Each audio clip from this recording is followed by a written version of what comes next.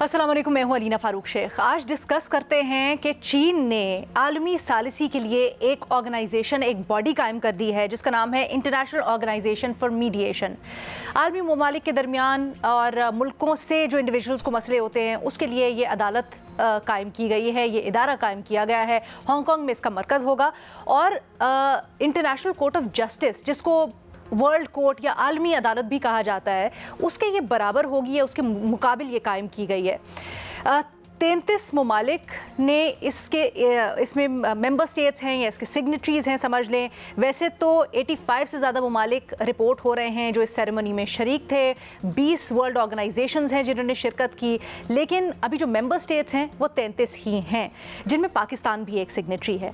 ये जो आलमी अदालत है ये कितनी मौसर होगी, इसके इंटरनेशनल रिलेशंस के ऊपर क्या असरात होंगे, ये सब कुछ जानते हैं। और ख़ासकर जो दीगर इंटरनेशनल बॉडीज़ हैं, जैसे आलमी अदालत को ही ले लीजिए, उसके ऊपर सबसे बड़ी तनकीद ये होती है कि वहाँ पर वेस्ट से बहुत ज़्यादा इन्फ्लुएंस आता है या वो बहुत ज़्यादा मगरब के ज़ेर असर हैं। तो ये जो चाइना ने अब अपनी बॉडी मीडिएशन के लिए कायम की है, ये किस तरह से मुख्तलिफ हो सकती है, इसकी ज़रूरत, अहमियत, सब कुछ डिस्कस करते हैं। जिसके लिए यही पूछते हैं अपने तज्ज़ियाकारों से कि ये जो कोशिश है चीन की, ये कितनी मौसर साबित हो सकती है। इसके लिए हमें ज्वाइन कर रहे हैं फैसल रायत साहब, मज़हर अब्बास साहब, बेनज़ीर शाह साहिबा, एजाज सैयद साहब भी हमारे साथ मौजूद हैं। फैसल, आपसे शुरू करते हैं, थोड़ा सा हमें इसका कॉन्टेक्स्ट समझाइएगा। क्या समझते हैं इस वक्त ज़रूरत क्यों पड़ी चीन को ये कदम लेने की, इसका मकसद क्या है और क्या ये मौसर साबित हो सकेगी? बहुत शुक्रिया अलीना। मेरा ख्याल है कि पहली जो इंटरनेशनल बॉडी बनी थी लीग ऑफ नेशन, वो तो 4 साल से भी पहले फेल हो गई। और उसके बाद यूनाइटेड नेशंस ने ऑलमोस्ट 7 दहाइयों तक एक प्रॉमिस को तो पूरा किया कि एक वर्ल्ड वॉर नहीं हो सकी, उसको उसने रोका। लेकिन एक बहुत बड़ा मसला जो इस दौरान आया वो ये कि बहुत बड़े बड़े जो नेशंस के डिस्प्यूट थे, उनमें यूनाइटेड नेशन की जो 2 बॉडीज थी, आईसीसी और आईसीजे, जिन्होंने बेसिकली स्टेट्स के बीच के जो डिस्प्यूट्स थे उनको रिजॉल्व करना था, वो इसमें इस तरह नाकाम रही कि वो रूलिंग तो दे देती हैं, लेकिन उस रूलिंग पे अमल कैसे होगा, ये एक इंस्टीट्यूशनल गैप था, एक फेलियर था।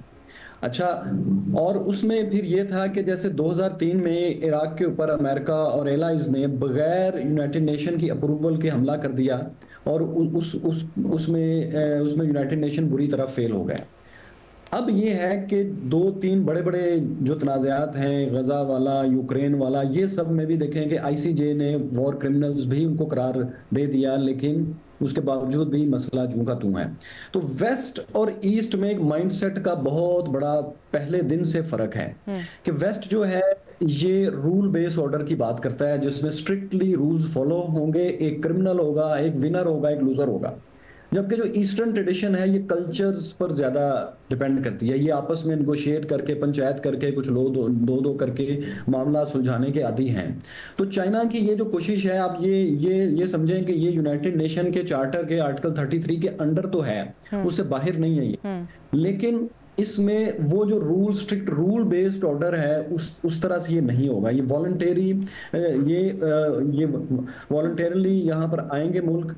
और जो चाइना ने हांगकांग के इसमें लिखा है उन्होंने कि इसके चार्टर में कि हम यहाँ अपना एक फ्रेमवर्क बनाएंगे जो कि कॉस्ट इफेक्टिव होगा। कॉस्ट इफेक्टिव किस लिए? कि आप देखें, जब आप आईसीसी या आईसीजे में जाते हैं तो जजेस तो जाहिर है आपसे पैसे नहीं वहां पे लेते, लेकिन जो वकील हैं वो tens of millions of dollars लेते हैं किसी भी डिस्प्यूट के। पाकिस्तान का भी सिंथास एक वादे का अभी जो इशू हुआ, आपने देखा कि वकील 2-2 मिलियन से ऊपर उनको आपको पे करना पड़ता है। तो ये तमाम चीजें ईस्टर्न ट्रेडिशंस के खिलाफ हैं। आमतौर पर चाइना का ये ख्याल है कि हम लोग बैठकर इस जो है मामलात को फ्लेक्सिबली और कॉस्ट इफेक्टिवली हल कर सकते हैं। तो उसने उसका एक फ्रेमवर्क बनाया। वो फ्रेमवर्क क्या है अभी वो पूरी तरह मेरे सामने नहीं है, वो क्योंकि आज ही 30 को ही उन्होंने इसके ऊपर साइन किए हैं। 32 ममालिक आप बता रही हैं। इसमें मेरा ख्याल है कि चाइना के बाद 3 मुल्क हैं जो ज्यादा अहम हैं, पाकिस्तान, अल्जीरिया और इंडोनेशिया।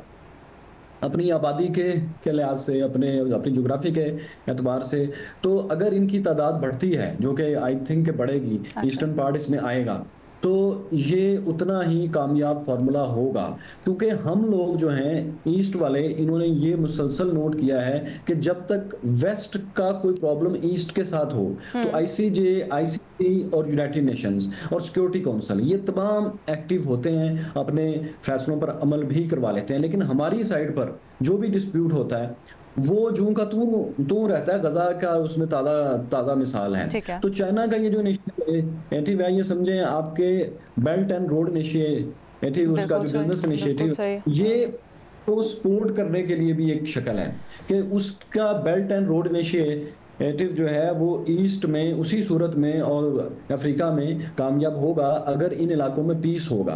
तो वो पीस किसने करना है? तो चाइना का ख्याल है कि वो मैं उसके लिए कोशिश करता हूँ, यानी कि चाइना कोशिश करेगा इन ममालिक के साथ और पीसफुली करेगा, ना कि मिलियंस ऑफ डॉलर्स की फीस के साथ करेगा। अच्छा गो कि फैसल, काफ़ी मेरे आपसे इसके ऊपर मजीद सवाल भी हैं, लेकिन एक चीज़ को ज़रा समझा दीजिएगा इससे पहले कि हम आगे बढ़े दूसरे पैनलिस्ट के पास भी, फिर will circle back to you. अगर वेस्ट के ममालिक इसमें नहीं आते यानी मेंबर नहीं बनते, तो क्या आपको लगता है इसकी क्रेडिबिलिटी के ऊपर असर पड़ेगा, या ये उस तरह से इसको रिप्यूट या रिस्पेक्ट नहीं मिलेगी जैसे दीगर आलमी बॉडीज़ को मिलती है, आईसीजे, आईसीसी? देखें, इंटरनेशनल बॉडीज जो के डिस्प्यूट रिजॉल्व करवाने के लिए बनी थी, वो तो अपनी क्रेडिबिलिटी वेस्ट वाली खो चुकी हैं, बहुत बड़े बड़े डिस्प्यूट हल नहीं करवा पा रही। इसलिए इसकी क्रेडिबिलिटी तो अभी बननी है, अभी तो कुछ भी नहीं है। लेकिन आप देखेंगे जितने मेंबर्स इसमें आएंगे और जी वो क्रेडिबिलिटी बनती जाएगी। आप देखेंगे कि ये आप इसको एक इदारे के तौर पर ना देखें, आप देखेंगे चाइना ने बतौर मीडिएटर ईरान और सऊदी अरब का सदियों पुराना जो एक दोनों नेशंस की लड़ाई है और अभी दहाइयों पुरानी मुल्कों की लड़ाई, उसको उसने सॉल्व किया है। उसके बाद उसने फलस्तीन के तमाम सेक्शन जो उसके फैक्शंस थे उनके दरमियान उसने सुलह करवाई पिछले साल अप्रैल में। इसी तरह अब बाकी ममालिक भी उसके पास अपने डिस्प्यूट्स लेकर जाएंगे, क्योंकि वो जो ईस्टर्न ट्रेडिशन है उसके मुताबिक मामलात को हल करने की ठीक है। अच्छा, ये जो आपने कहा ना ईस्टर्न ट्रेडिशंस के मुताबिक, लेकिन फिर रूल बेस्ड भी नहीं है, फिर आगे कॉस्ट की भी आपने बात की और इन्फोर्समेंट, ये सब बहुत बड़े सवाल है। I will circle back to you. लेकिन मज़हर अब्बास साहब, आप कहिएगा, आप कहाँ तक देखते हैं कि ये इफेक्टिव होगी, मौसर हो सकती है आपके ख्याल में? इकोनॉमिस्ट लिखता है कि चाइना ने मीडिएशन सेंटर्स पहले भी रहे हैं लेकिन इतने मौसर नहीं रहे हैं माजी में। एक्सपेक्टेशंस क्या? देखिए, चाइना ने अपना रोल बढ़ाया है। माजी में चाइना का रोल बहुत महदूद था। चाइना के बारे में कभी ये नहीं कहा गया कि चाइना एक्सपेंशनिज्म में बिलीव करता है, अपनी आइडियोलॉजी को, सोशलिज्म को एक्सपेंड करता है दूसरे ममालिक में। इस तरह के इल्ज़ामात रूस पर तो आते रहे हैं, लेकिन चाइना पे नहीं आए इस तरह के इल्ज़ामात। और इतना प्रोएक्टिव रोल हमने चाइना का पहले नहीं देखा जो पिछले चंद सालों में देखा है। लेकिन ये एक पोलराइज वर्ल्ड है और उस पोलराइज वर्ल्ड में ही इससे नई बॉडी को देखा जाएगा। ऐसा नहीं है कि इसको, जिस तरह हम यूनाइटेड नेशन के बारे में एक जनरल ओपिनियन है, हालांकि बहुत रिजर्वेशंस हैं यूनाइटेड नेशन के किरदार के बारे में, लेकिन फिर भी it considered as the ultimate forum कि जहां तमाम तर रिजर्वेशंस के बावजूद लोग जाते हैं उसमें। अब जब तक इस मीडिएशन बॉडी के अंदर वो ममालिक नहीं आएंगे जो दुनिया में अपना इन्फ्लुएंस रखते हैं, दुनिया में अपना इम्पैक्ट रखते हैं और वो कंट्रोवर्सीज़ का भी हिस्सा रहे हैं और रहें उस वक्त तक, यानी अगर अमेरिका इसका हिस्सा नहीं बनता, अगर रूस इसका हिस्सा नहीं बनता, अगर ये ममालिक नहीं बनते, तो फिर उसकी मीडिएशन का वो इम्पैक्ट नहीं आ पाएगा जो कि जनरली आना चाहिए उसमें। ज़ाहिर है America China relationship, America Soviet relationship, फिर इंडियन फैक्टर, इंडिया इस वक्त का जो इंडिया है और माजी में भी वो चाइना के साथ उनका एक इशू रहा है हमेशा से, एक जंग भी लड़ी है उन्होंने, हालांकि उनकी तजारत भी होती है। तो ये टेस्ट होगा, जिस तरह अभी फैसल कह रहे थे कि ये अपने आप को एज एन इंडिपेंडेंट मीडिएटर्स मनवाते हैं और फिर कोई ऐसे सक्सेस स्टोरीज़ अगर वो लेकर आते हैं तो इनका एतमाद बढ़ेगा और दुनिया के वो ममालिक जो इस वक्त इसका हिस्सा नहीं है वो भी फिर इसका हिस्सा बनना चाहेंगे। तो इट ऑल डिपेंड्स कि ये काम किस तरह करते हैं, इट ऑल डिपेंड्स कि क्या वाकई एक मीडिएटर के तौर पे वो ये रोल प्ले करते हैं, पार्टिजन तो नहीं होते, कहीं बायस तो नहीं होते।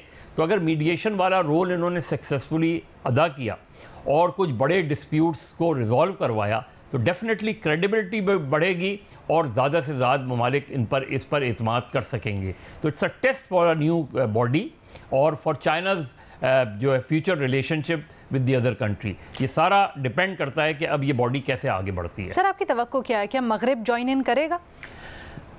चैलेंजेस है, देखिए जब चाइना का नाम आ जाता है ना, तो जाहिर है मगरबी ममालिक और ख़ास तौर पे अमेरिकन इन्फ्लुएंस के अंदर जो ममालिक आते हैं वो थोड़े से रिजर्व्ड हो जाते हैं उसके अंदर, तो इसलिए वो तो चीज़ रहेगी। लेकिन फिर मैंने कहा कि फ़र्ज़ करें कोई एक डिस्प्यूट चाइना लेता है और वो उसको ये बॉडी उसको सक्सेसफुली रिजॉल्व करने में कामयाब हो जाती है, तो डेफिनेटली आएंगे आपके ख्याल में। ठीक है, बेनज़ीर, आपकी इसके ऊपर क्या राय है, क्या तवक्कुआत हैं? चाइना का एज अ रियासत हमने किरदार देखा है मुख्तलिफ सर्द मोहरी जो ममालिक के अंदर रही है उसको सॉल्व करवाने के अंदर, मुख्तलिफ कॉन्फ्लिक्ट्स जो रहे हैं उनको सॉल्व करवाने के अंदर, ये जो इदारा बना है ये कितना इफेक्टिव हो सकता है? ऑल्सो क्या मगरबी रियासतें इसको ज्वाइन करेंगी, और उसके इम्पैक्ट के ऊपर भी बोलिएगा।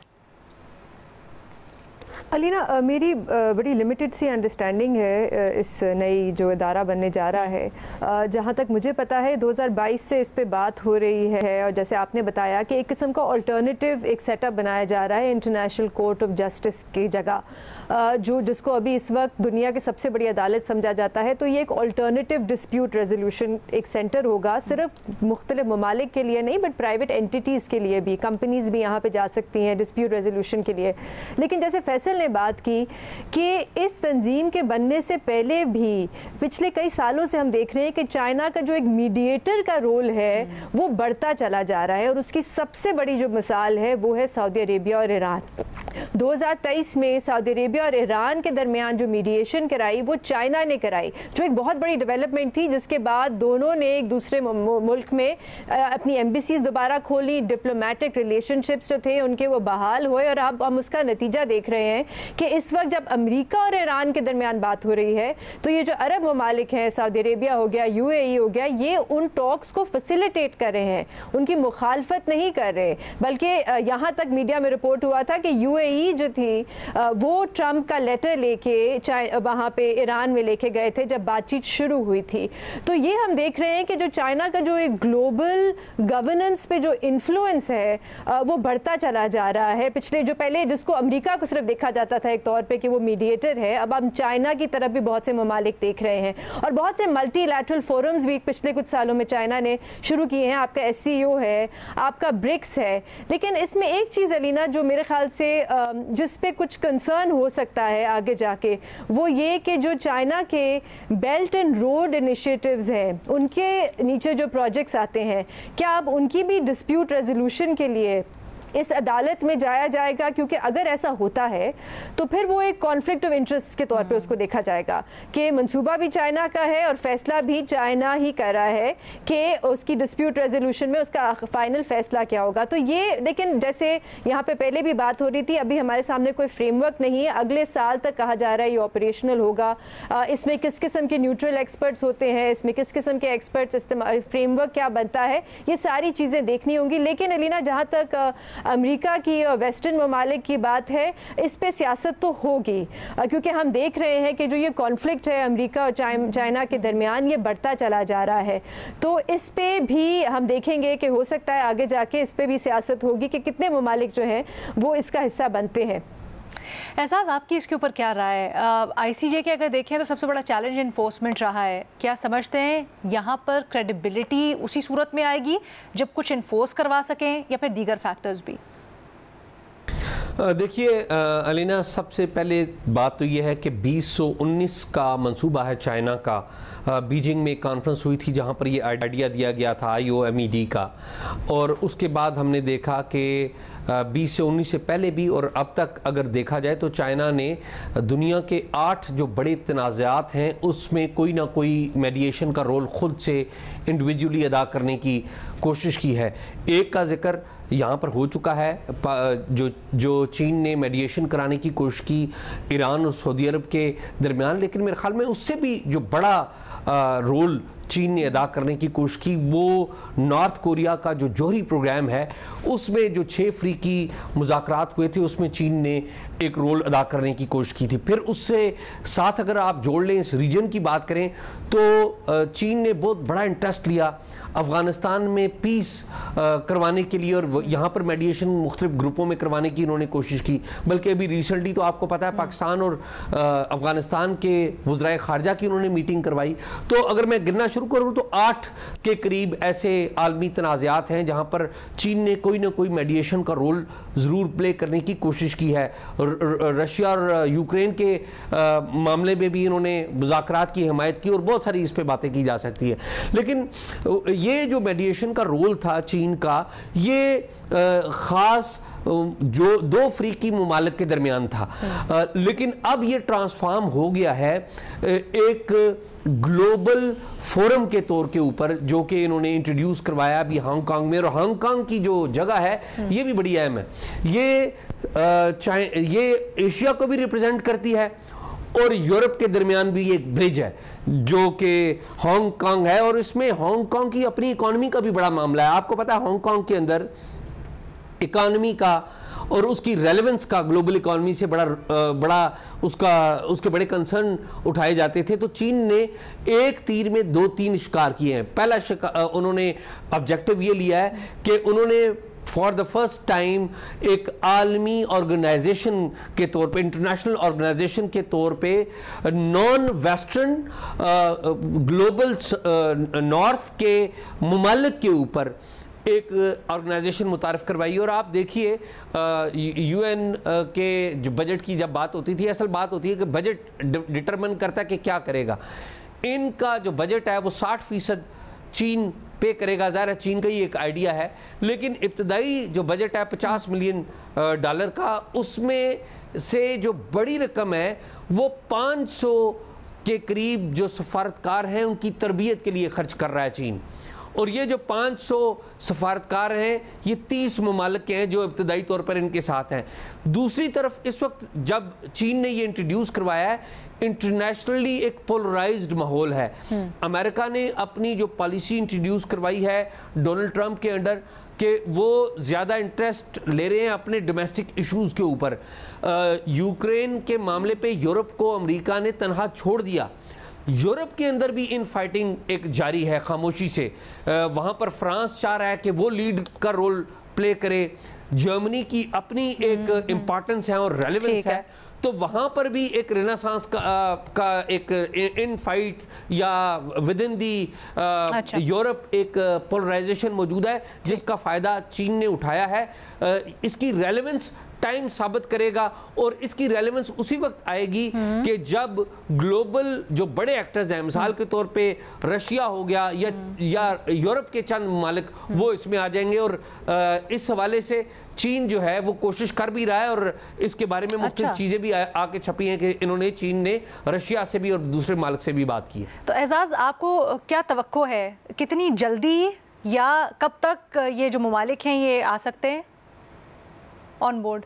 देखिए, पहली बात तो ये कि आज से पहले चंद साल पहले तक हम चाइना को एक ग्लोबल इकोनॉमिक पावर के तौर पे डिस्कस करते रहे। आज के दिन से जब ये ऑर्गेनाइजेशन आई है तो अब हम ग्लोबल मीडिएटर के तौर पे भी उसको डिस्कस करने लग पड़े। अब ये चीन की प्रायोरिटी है। आप देखिए 2007 तक चीन की जो फॉरेन पॉलिसी थी वो बड़ी डिफरेंट थी। 2008 में एक नया रंग लिया। अब नए जो उनके प्रेसिडेंट है सदर जो शी है वो एक आलमी किरदार चीन का पॉलिटिकल किरदार भी बनाना चाह रहे हैं। वो खाली इकॉनमी के ऊपर नहीं रह रहे। तो ये डिपेंड करेगा कि चीन कितनी ज़्यादा दिलचस्पी लेता है, कितना ज़्यादा बजट लगाता है और कितनी ज़्यादा डिप्लोमेटिक एंगेजमेंट करता है। ओके, ठीक है। अच्छा फैसल, 2-4 सवाल हमारे। सबसे पहले तो ये बताया आपने कहा रूल बेस नहीं होगी जो अभी तक की इत्तलात हैं उसके मुताबिक, इसको थोड़ा सा एलैबोरेट कीजिएगा, क्या मतलब है इसका? बहुत शुक्रिया। अब ये एक बहुत एक तवील बात होगी इसलिए मैं उसकी तरफ जा रहा लेकिन आप मुख्तसर अगर हमें समझा सके जरा हम ताकि समझ लें। देखिए, वेस्ट का एक अपना मिजाज है कि वो हर चीज को जब उस डिस्प्यूट को हल करने की तरफ आते हैं तो वो एक क्रिमिनल होगा और उसको सजा मिलेगी और एक को छोड़ दिया जाएगा, जैसे कि आईसीजे और आईसीसी फैसला करते हैं। लेकिन उस फैसले पे अमल नहीं हो पाता।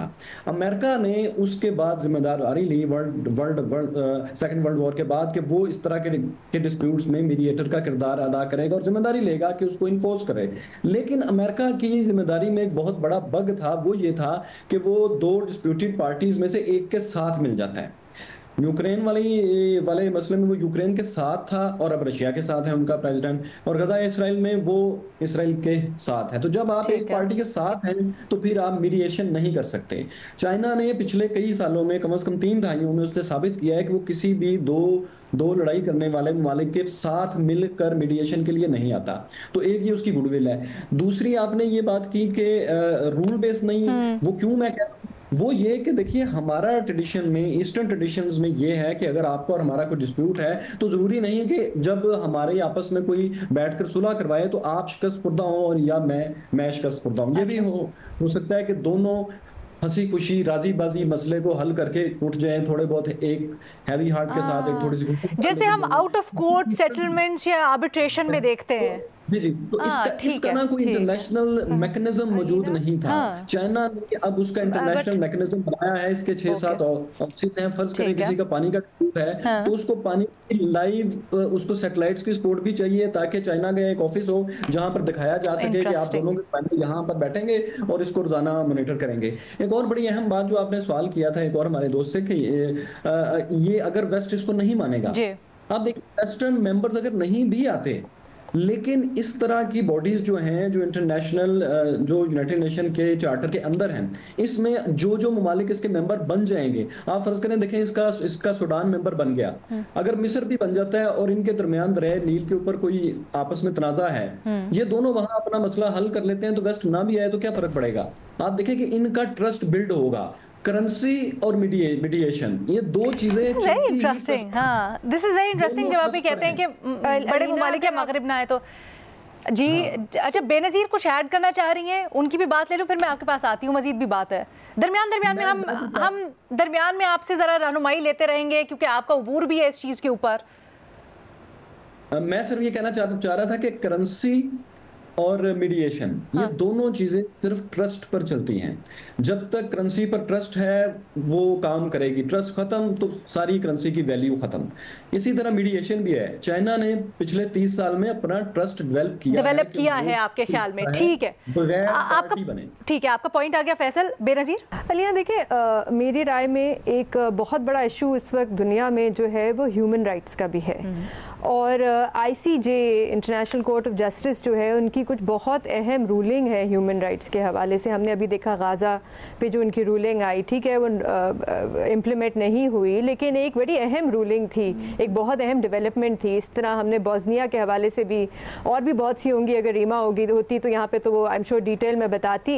तो ये जो भी अदालत बनने जा रही है चाइना की तरफ से, इसका ये भी टेस्ट होगा कि वो ह्यूमन राइट्स के हवाले से और इन इश्यूज पे जिस पे कहा जाता है कि चाइना इतनी ज्यादा अहमियत नहीं देता, उनको कैसे टैकल किया जाता है और उन हवाले से किस किस्म की रूलिंग्स आती हैं क्रेडिबिलिटी एस्टैब्लिश करने के लिए। अच्छा, यहाँ पैनल पे किसी ने कहा था कि अगर मगरिब नहीं एसोसिएट होता है या मगरिबी ममालिक इसमें नहीं आते तो फिर क्रेडिबिलिटी या रेजोल्यूशन मुतासिर हो सकती है, साहब ने कहा था। हाँ, देखिए उसमें क्योंकि ज़ाहिर है जब आप डिस्प्यूट होते हैं तो डिस्प्यूट्स में कौन से ममालिक नॉर्मली आते हैं। एक तो अभी बात हुई रूस और ईरान का एक पुराना जो है तनाज़ा था वो रिजॉल्व हुआ।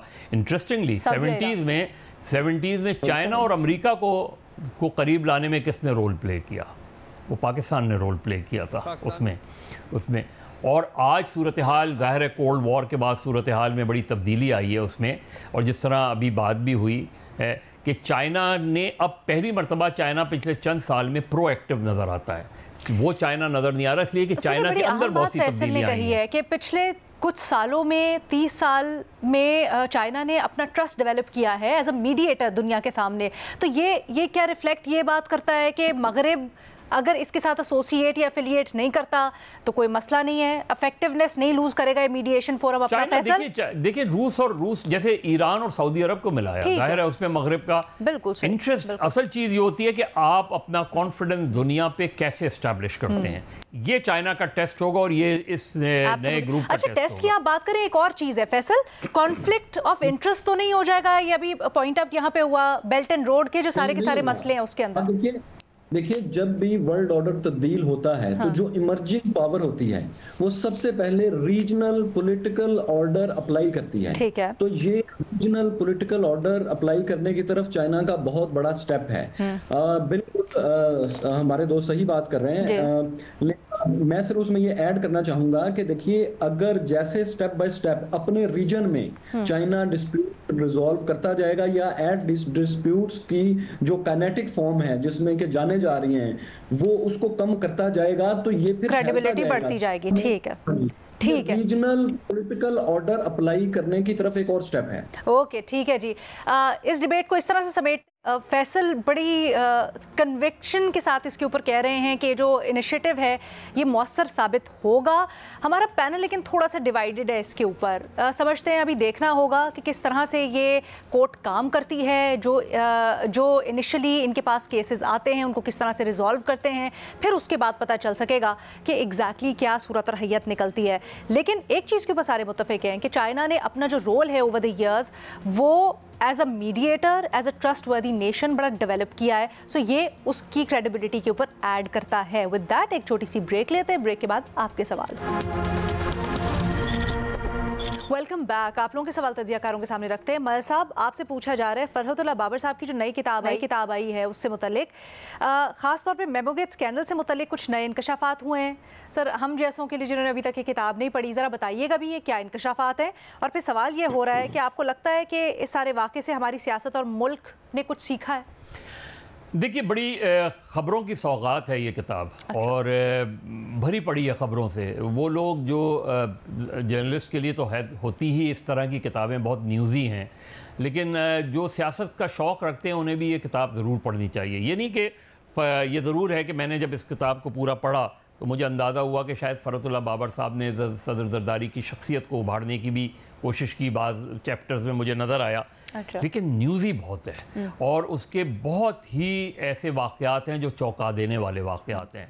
जो चीफ़ जस्टिस इफ्तिखार चौधरी किस तरह रीइंस्टेट हुए, जनरल कियानी बिल्कुल नहीं चाहते थे कि सदर जरदारी जो है वो सदर बने, यानी मुशर्रफ की एग्जिट किस तरह हुई, और नवाज शरीफ यानी आपसे इंटरेस्टिंग बिट तो मैं पूछूंगी, पहले जरा मेमोगेट स्कैंडल का इंकशाफ तो मुझे बताएं। देखिए मेमोगेट में जो सबसे मेरे लिहाज से, बाकी चीज़ें तो मेमोगेट की बिल्कुल ज़ाहिर है आई उस ज़माने में जो कंट्रोवर्सी चली बहुत ज़्यादा चली। हुसैन हक्कानी साहब जो अमेरिका में पाकिस्तान के सफ़ीर थे वो ऑलमोस्ट जो है गिरफ़्तार होते होते बचे, बहुत सी ऐसी चीज़ें हैं। लेकिन जो इस चैप्टर के अंदर मेरे नुक्ता नज़र से सबसे मुझे इंटरेस्टिंग चीज़ और जो मैं समझता हूँ कि बड़ा इंकशाफ था, वो रात थी जिस रात जनरल कियानी का सदर जरदारी को फ़ोन गया। अच्छा। और मुझे नहीं याद पड़ता कि कभी किसी सदर और आर्मी चीफ की टेलीफोन पे 2.5 घंटे बात हुई। 2.5 घंटे, और एक ऐसी कंडीशन में जब जरदारी साहब उस पर लिखा है, और मैं जो भी बात कर रहा हूँ ये किताब के अंदर की बात कर रहा हूँ, उसमें ये बाकायदा लिखा है कि जरदारी साहब ने पार्टी की कोर के लोगों को बुला के बात की, फिर उनकी आवाज़ जो है वो ऊंची होती चली गई और एक ऐसा स्टेज आया कि सदर जरदारी बिल्कुल सोफ़े पे लेट गए और बाकायदा उनके मुंह पे पानी डाला गया, पानी लाया गया पानी पिलाने की, और एकदम डॉक्टर्स कॉल किए गए उनके, और क्योंकि डॉक्टर आसिम इतनी हालत गैर हो गई उनकी बिल्कुल, और उसके बावजूद पानी, जब उनकी तबीयत थोड़ी संभली तो उन्हें हॉस्पिटल ले जाने के लिए कहा गया कि CMH, तो उन्होंने कहा कि मैं CMH नहीं जाऊँगा। और उसमें बाकायदा कई पैराग्राफ्स हैं जिसमें वो मुसलसल कह रहे हैं कि मैं नहीं जाऊंगा CMH। और फिर उनसे कहा गया, डॉक्टर आसिम को कॉल उधर मिलाई गई, बाहर थे, मुझे याद नहीं कि इस कंट्री में थे, और उनसे कहा गया फ़ौरन वापस आएँ। और डॉक्टर आसिम ने वहाँ से इंस्ट्रक्शन दी कि इनको बिल्कुल कहीं ट्रैवल नहीं करने दिया जाए। ये दुबई जाना चाह रहे थे। ठीक है। और ये हुसैन हक्कानी साहब को अपने साथ ले जाना चाह रहे थे। अब उस वक्त हुसैन हक्कानी साहब के कोर्ट ऑर्डर्स थे कि ये नो फ्लाई, इसमें ये नहीं कर सकते फ्लाई, और ये जरदारी साहब को समझाने की कोशिश की जा रही थी कि वो नहीं जा सकते। आप क्यों नहीं जाना चाहते थे जरदारी साहब? अब यही क्योंकि वो उनके उसके कि जरदारी साहब ने अश्योरेंस के ऊपर हुसैन हक्कानी को वापस बुलवाया था, और शायद वो वजह हो सकती है उसमें। और क्योंकि मैंने नहीं देखा कि इतना ज़्यादा वो सेंसिटिव थे इस मामले पे कि एक स्टेज पे फ़रतुल्लाह बाबर साहब ने लिखा कि जब वो हेलीकॉप्टर से यानी प्रेसिडेंसी से इस्लामाबाद एयरपोर्ट पे पहुंचे और फिर दुबई के लिए जहाज़ में बैठे तो उनकी गन लोडेड थी। अब ये एक चौंका देने वाली चीज़, लोडेड गन थी उनके पास, और वो बिल्कुल एक कहते हैं ना कि नर्वस ब्रेकडाउन वाली सिचुएशन थी। ओह गॉड। और ये एक ऐसी स्टेज थी, और ये भी किताब में लिखा है कि डॉक्टर आसिम क्योंकि वापस आ गए थे, ठीक है, but doctor Asim refuse to travel with him, और उन्होंने ये भी लिखा है कि डॉक्टर आसिम ने कहा कि ये कुछ भी कर सकते हैं। हाँ। अब उधर से फिर ये कहा गया कि जहाज़ का इंजन बंद हो गया, और ये कहा गया कि जी दुबई में क्लियरेंस नहीं मिल रही कि दुबई में जहाज़। फिर बिलावल ने अपना रोल प्ले किया, बिलावल क्योंकि वो कह रहे थे कि मैं सिर्फ बिलावल की बात मानूंगा। फिर बिलावल ने उनको समझाया कि हक्कानी को यहीं रहने दें, हक्कानी को जो है वो प्राइम मिनिस्टर हाउस में रहेंगे। तो he took Farah Ispahani with him, Husain Haqqani's wife उसमें। फिर उनसे कहा कि अभी आप प्रेसिडेंसी वापस आ जाए। ये है कि इतनी इंटरेस्टिंग ये गुफ्तगू है और मैं चाहती हूँ ये चलती चली जाए, लेकिन टीवी पे इतना महदूद टाइम होता है कि आप क्या करें। बस इतना बता दें कि जो सारा वाकया हुआ आपके ख्याल में कुछ हमारे मुल्क ने सीखा, क्योंकि किताब तो हम ऑब्वियसली पढ़ ही लेंगे। और देखिए मैं आपको एक चीज़ बताऊँ, मैंने इतने सालों में, अपनी 40-42 सालों में ऐवान सदर के अंदर जो कुछ होता रहा है ना, वो जनरल ज़िया-उल-हक का पीरियड हो, ग़ुलाम इसाक़ खान का पीरियड, ख़ास तौर पे ग़ुलाम इसाक़ खान का जो पीरियड हो, ये ऐवान सदर माजी में जो है वो साजिशों का गढ़ रहा है। 90 के इलेक्शंस का, रिगिंग का इलेक्शन सेल प्रेसिडेंट हाउस में बना हुआ था। तो बहुत सी चीज़ें हैं ऐवान सदर की। अच्छा हुआ फ़रतुल्लाह बाबर साहब ने ये किताब लिखी, इस पर और किताबें भी आ सकती हैं, लेकिन ये किताब इसलिए मेरे नुक्ते नज़र से बहुत इंटरेस्टिंग थी, वरना मैं किताब बड़ी देर से पढ़ता हूँ काफ़ी, लेकिन इतनी इंटरेस्टिंग और न्यूज़ी थी क्योंकि इसका बैकग्राउंड भी मुझे पता था। बिल्कुल सही। बहुत से वाक़यात। अच्छा, हम आने वाले दिनों में आपसे और भी इससे मुताल्लिक पूछते रहेंगे, बिकॉज ऑब्वियसली तो, लेकिन बहुत से हमारे सवालात, और फिर मदद साहब ने तारीख तो होते हुए देखी है, तो इसलिए हम उनसे और भी इस मुताल्लिक पूछते रहेंगे। फिल वक्त बहुत शुक्रिया मदद साहब आपका। बेनज़ीर की तरफ बढ़ते हैं जल्दी से। बेनज़ीर, आपसे पूछा जा रहा है, कहीं आंधियाँ, ओले, शदीद गर्मी और हीट वेव, मौसम का कोई भरोसा नहीं रहा, ऐसे बदलते मौसम के लिए क्या हम तैयार हैं?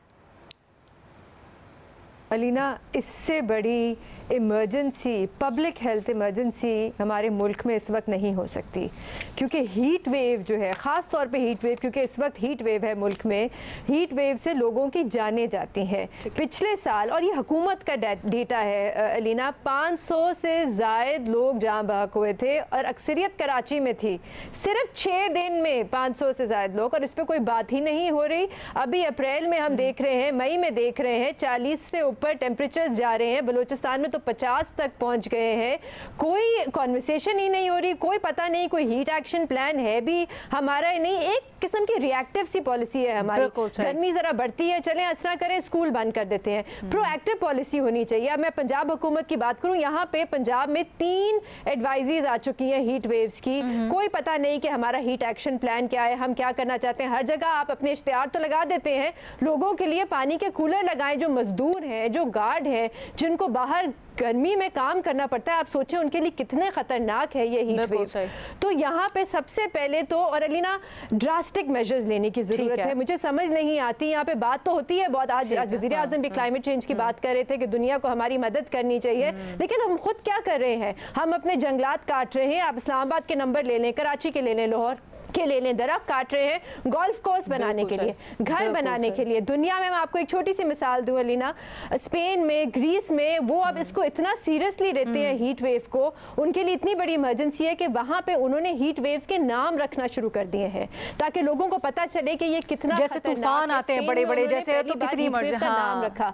उसके बाद उन्होंने एक हीट ऑफिसर वहां पे अपॉइंट किए हुए हैं, जो मुकामी सतह पे काम करे लोगों के साथ, ताकि वो कोऑर्डिनेट डोमिनेशन हो सके, हम इस कॉन्वर्सेशन की तरफ जाना कि आज ये मामला उठा है तो जो अथॉरिटीज़ हैं वो इस लेंगी और जल्द ही हमारे सामने इस सिलसिले में कोई प्लान, कोई वाज़ेह हिकमत अमली सामने आएगी। Thank you so much Benazir, इस चीज़ को बड़े अच्छे तरीके से हाईलाइट करने के लिए भी मिसालों के साथ। एक छोटी सी ब्रेक, फिर वापस आते हैं। Welcome back. फैसल, आपके लिए सवाल ये भेजा गया है कि एक तरफ तो ट्रंप कह रहे हैं कि ईरान से जौहरी डील होने वाली है, दूसरी तरफ ये अफवाहें गर्दिश कर रही हैं कि इसराइल हमला करने वाला है ईरान के ऊपर। ये क्या हो रहा है? सिर्फ दबाव डालने का ड्रामा है डील के लिए, या फिर वाकई ईरान कोई हमला कर सकता है? देखिए, अमेरिका और इसराइल अब वन वे और द अदर एक बात के ऊपर दोनों मुत्तफिक हो चुके हैं कि हम ईरान के एटमी प्रोग्राम को या तो ख़त्म कर देंगे या इसको रोल बैक कर देंगे, यानी जहां तक पहुंचा है इससे बहुत पीछे 3% 4% तक इसको ले जाएंगे। उसके लिए अमेरिका नेगोशिएट कर रहा है ईरान से और इसराइल जो है हमले की तैयारी कर रहा है। तो आप इसको एक ही एफर्ट समझें। अभी जो सऊदी प्रिंस खालिद ने इनको खुफिया एक पैगाम भी ईरान को पहुंचाया है और उसने उसकी पूरी डिटेल छापी है। प्रिंस खालिद ने, जो उनके डिफेंस सेक्रेटरी भी हैं, उनके डिफेंस मिनिस्टर भी हैं सऊदी अरब के, उन्होंने ईरान को बताया है कि इसराइल मुकम्मल तौर पर डेफिनेटली अमेरिकन हेल्प के साथ रेडी है ईरान के न्यूक्लियर साइट्स के ऊपर हमला करने के लिए, उनको तबाह करने के लिए। और आप देखें कि अगर वो कर देता है अभी के तो व्हाइट हाउस। अच्छा, मुझे जल्दी से बता दीजिएगा फैसल, माजरत टाइम बड़ा कम है, इसका इम्कान आपको कितना लगता है? हमला होगा या सिर्फ ब्लैकमेलिंग है? वो देखिए, एक बात पूरे यकीन से कहूंगा कि वो ईरान को नहीं पहुंचने देंगे एटम बॉम्ब तक। अच्छा, एक बात, हमला करेंगे, बहुत ज्यादा चांस है कि इन 4 सालों में, डोनाल्ड ट्रंप के 4 सालों में वो अटैक करेंगे। ओह गॉड, या बहुत ही तशवीशनाक, बहुत ही तशवीशनाक, वो रोल बैक करेंगे, बहुत ही तशवीशनाक। Thank you Faisal.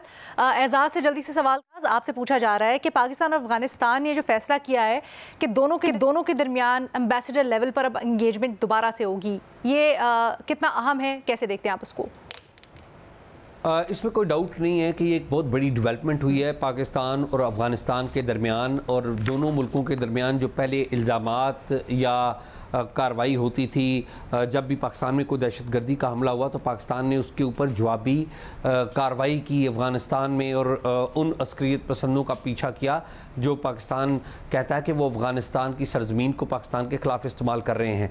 दोनों मुल्कों के दरमियान स्वार्थी ताल्लुकात ख़त्म हो चुके थे 2021 में। 15 अगस्त 2021 को आपको पता है जब तालिबान ने काबुल का कंट्रोल लिया, तो उसके बाद से जो नाज़िमुल उमूर थे दोनों मुल्कों के, वो एक दूसरे मुल्क में थे। अब 21 मई को चीन ने जो मुज़ाकरात करवाए हैं पाकिस्तान और अफ़गानिस्तान के, उसमें पाकिस्तान के अंदर अब बाकायदा सफ़ीर आएगा अफगानिस्तान का, तालिबान का, और हमारा उधर जाएगा। और अहम बात यह है कि पाकिस्तान ने तालिबान हुकूमत को कबूल नहीं किया, ये अहम बात है।